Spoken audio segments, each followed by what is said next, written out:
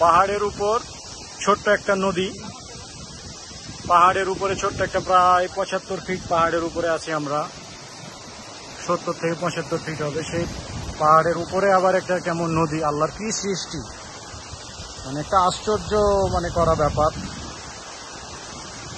আল্লাহর পাহাড়ের উপরে আবার একটা নদী, সেই নদীর পানি একদম ক্লিন, সুন্দর ক্লিন।